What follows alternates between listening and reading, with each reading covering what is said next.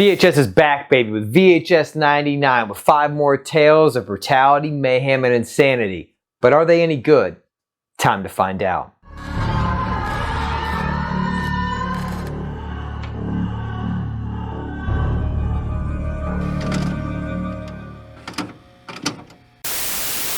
Hey everybody, welcome back to the Nightmare Collective. I'm Chris. Thanks for stopping by and watching my review for VHS 99. Okay, so the way I'm going to do this, because it is an anthology type of movie, is I'm going to break each tale down and I'm going to tell you a little bit about it, and then if I like it or not, and then overall at the end I'm going to tell you which one is my favorite. So stay tuned for the end of the video so you can find out which one I liked overall. Alright, so let's get into the first one. So I'm going to be referencing my phone a little bit here because I want to give you the exact names of these and I don't want to fuck that up. So if you see me look down, that's what I'm looking at. Okay, so our first one is Shredding, and this is about a band called Bitch Cat and then another band called Rack, and that references to their names, and I'm going to give you their names so I don't mess this up. All right, so Rack is Rachel, Anchor, Chris, and Caleb. And so what they're going to do is they want to break into this old venue called Colony. Yeah, that's it, Colony.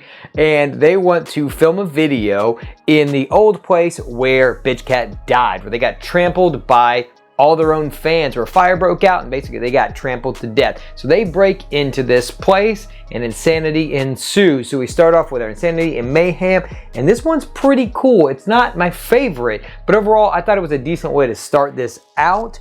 But one of the weaker ones in my opinion, because I thought we had a really cool premise, but it kind of peters out towards the end. All right, so let's move on to the next one, and this one is called Suicide Bid.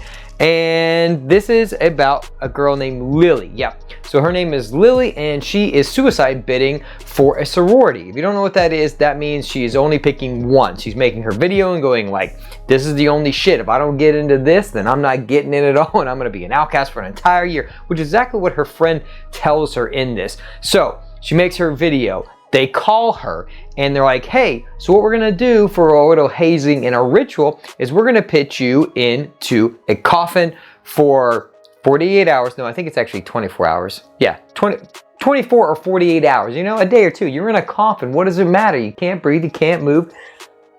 That's my worst fear. I hate claustrophobic. Well, I hate claustrophobic. No, I am claustrophobic. I don't hate, well, I guess I do hate claustrophobic. I have claustrophobia, so I really don't like tight spaces. Don't use that against me. And I don't like spiders. And this thing has both of those things. I don't mind spiders when they're away from me, but being in an enclosed space, also with spiders, I don't want that. I don't want that at all. And this is what this girl goes through. So the urban legend, which I want to get right, is guillotine. So Guillotine is the girl that was put in there before by the old sorority, and she dies in this, and they're like, hey, if you go down in there, you know, we'll let you out. We'll let you out in the day, and then you're in.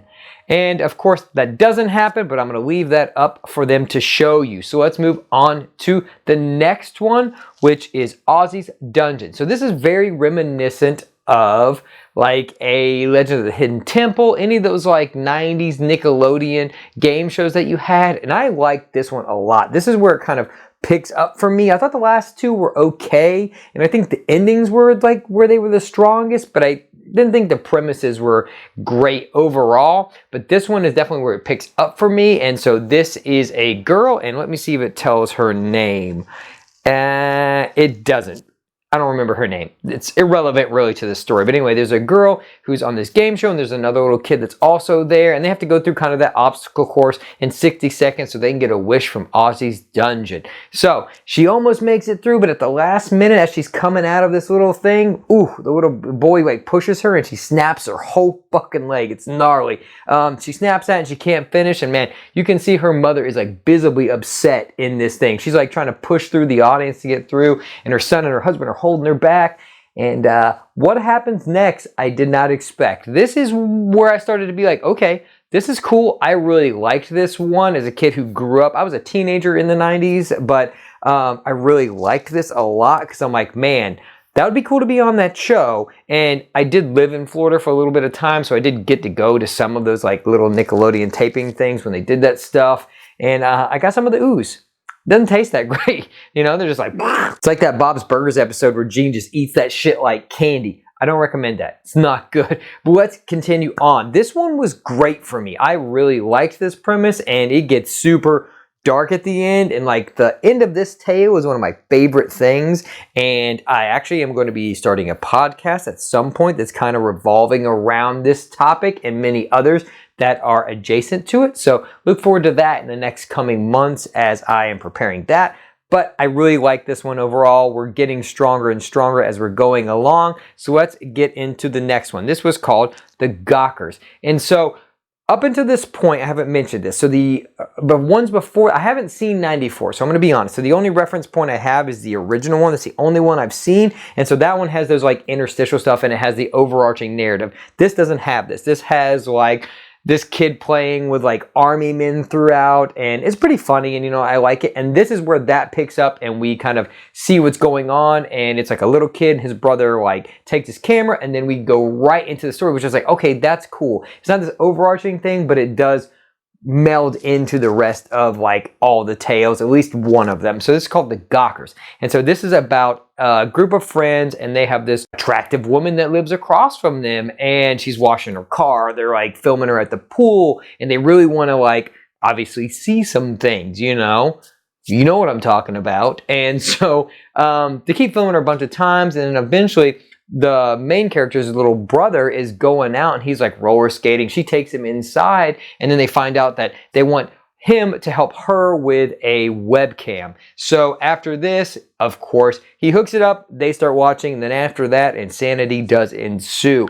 So this one, I like the premise, I like everything. The ending is for me, but I do think it's a well done story, and I kind of liked it overall. All right, so now we're getting into the last one. So this is called To Hell and Back, and this is about a group of like witches, and they're trying to summon a demon, and there's two guys that are with them, and they get sucked to hell, and there's like all these cool demon things. And I thought this one was pretty good. It's funny. I like the tone of this. I like everything about this, man. It's just overall a really fun time, and I like that we get a different setting because we like go to hell a little bit. And so I think this one's pretty good. I won't say much more than that, but that's kind of your premise for this. And so that's pretty much it. That's all 5 tales.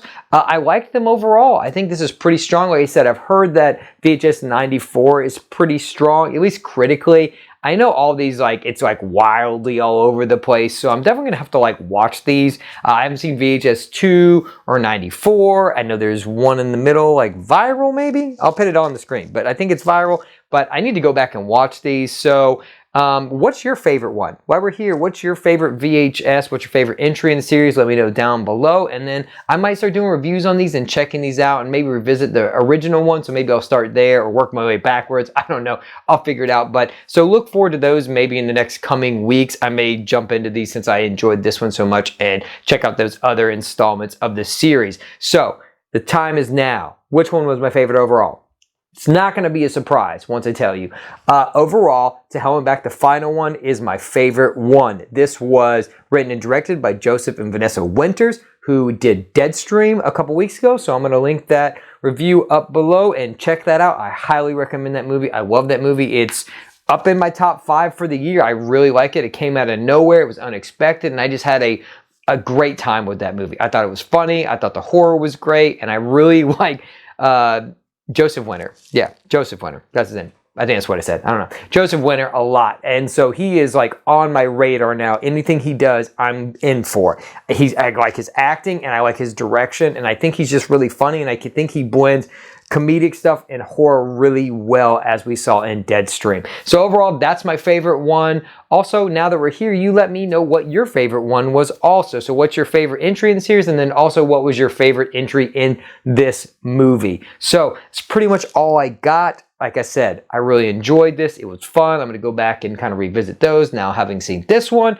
But that's all I got for you today. So if you like what I do, consider becoming part of the collective. And like always, don't forget, some doors should never be opened.